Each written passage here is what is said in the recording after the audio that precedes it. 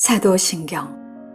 나는 전능하신 아버지 하나님 천재 창조주를 믿습니다.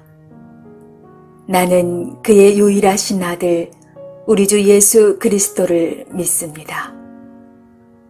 그는 성령으로 잉태되어 동정녀 마리아에게서 나시고 본디오 빌라도에게 고난을 받아 십자가에 못 박혀 죽으시고 장사한 지 사흘 만에 죽은 자 가운데서 다시 살아나셨으며 하늘에 오르시어 전능하신 아버지 하나님 우편에 앉아 계시다가 거기로부터 살아있는 자와 죽은 자를 심판하러 오십니다. 나는 성령을 믿으며 거룩한 공교회와 성도의 교제와 죄를 용서받는 것과 몸의 부활과 영생을 믿습니다. 아멘. 할렐루야, 저는 배우 이성경 자매입니다. 오늘도 살아계신 하나님을 사랑하고 찬양합니다.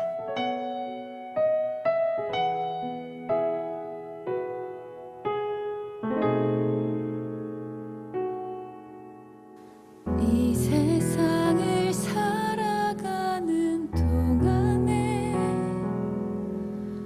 나의 힘을 의지할 수 없으니 기도하고 낙심하지 말 것은 주께서 참 소망이 되심이라. 주의 길을 걸어가는 동안에 세상의 것 의지할 수 없으니 감사하고 낙심하지 말 것은 주께서 참 기쁨이 되심이라.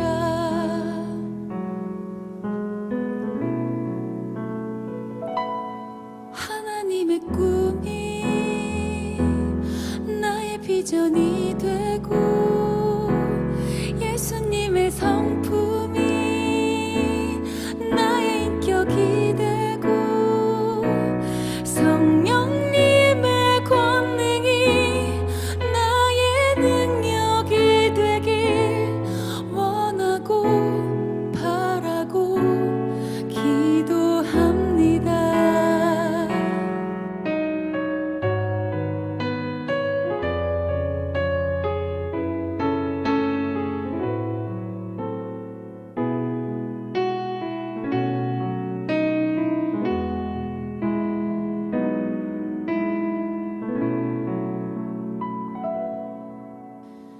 이 세상을 살아가는 동안에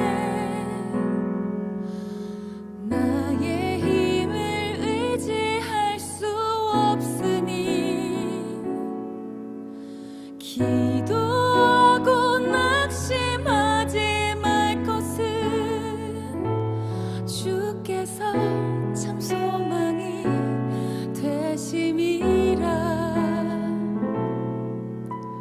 주의 길을 걸어가는 동안에 세상의 것 의지할 수 없으니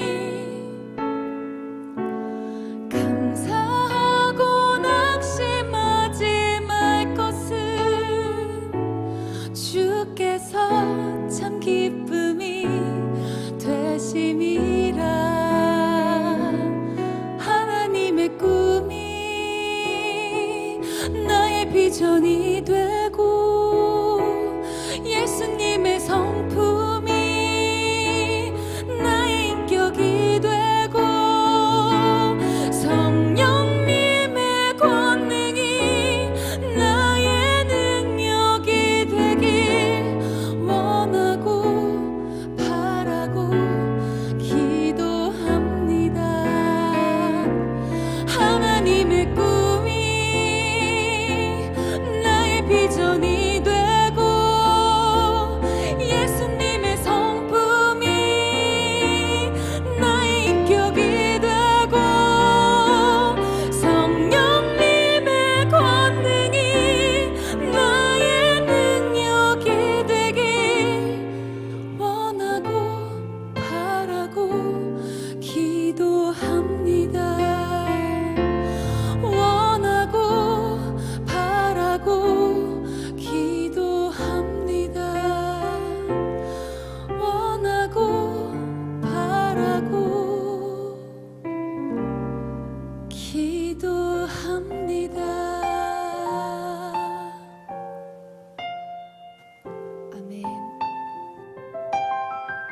제 17장.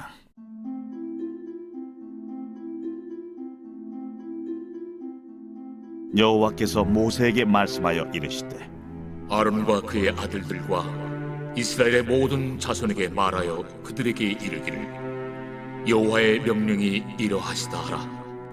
이스라엘 집의 모든 사람이 소나 어린 양이나 염소를 진영 안에서 잡든지 진영 밖에서 잡든지 먼저 회막문으로 끌고 가서 여호와의 성막 앞에서 여호와께 예물로 드리지 아니하는 자는 피 흘린 자로 여길 것이라.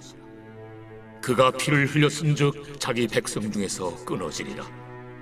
그런즉 이스라엘 자손이 들에서 잡던 그들의 제물을 회막문 여호와께로 끌고 가서 제사장에게 주어 화목제로 여호와께 드려야 할 것이요, 제사장은 그 피를 회막문 여호와의 제단에 뿌리고 그 기름을 불살라 여호와께 향기로운 냄새가 되게 할 것이라. 그들은 전에 음란하게 섬기던 순념소에게 다시 제사하지 말 것이니라. 이는 그들이 대대로 지킬 영원한 규례니라. 너는 또 그들에게 이르라. 이스라엘 집 사람이나 혹은 그들 중에 거류하는 거류민이 번제나 제물을 드리되 회막문으로 가져다가 여호와께 드리지 아니하면 그는 백성 중에서 끊어지리라.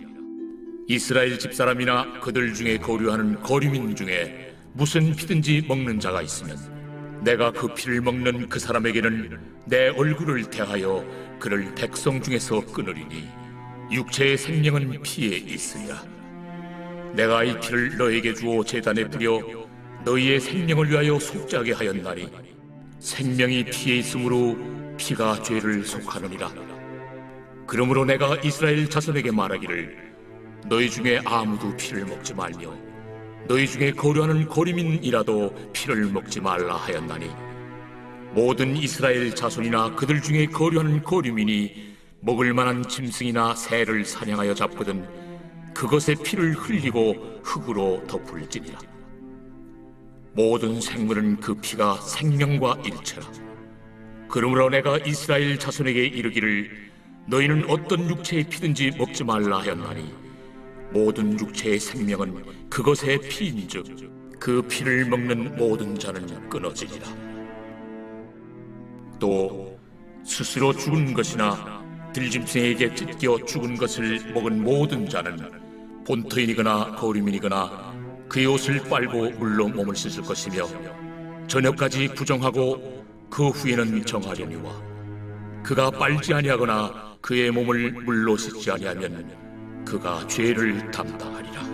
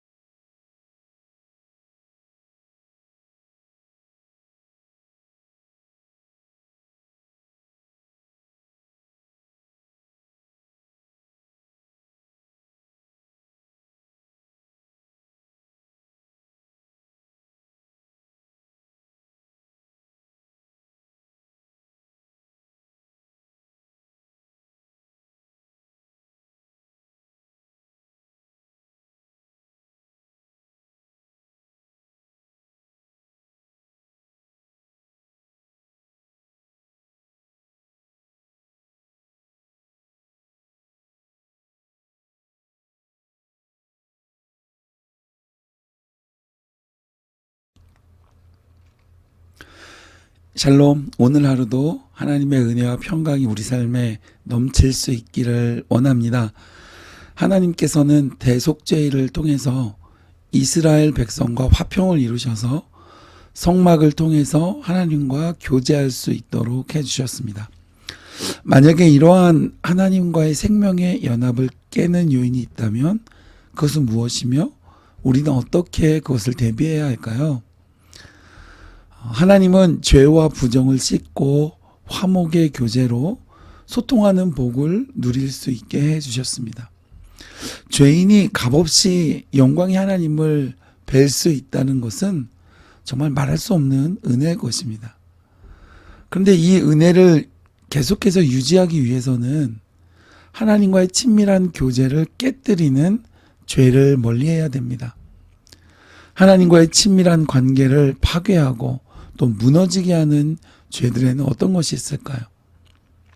오늘 본문에서는 첫 번째로 다른 신을 섬기는 죄를 경계하도록 말씀하셨습니다. 식용을 위한 고기는 어디에서든 잡을 수 있었습니다. 신명기 12장 21절에 보면 하나님께서 그것을 허용해 주셨습니다.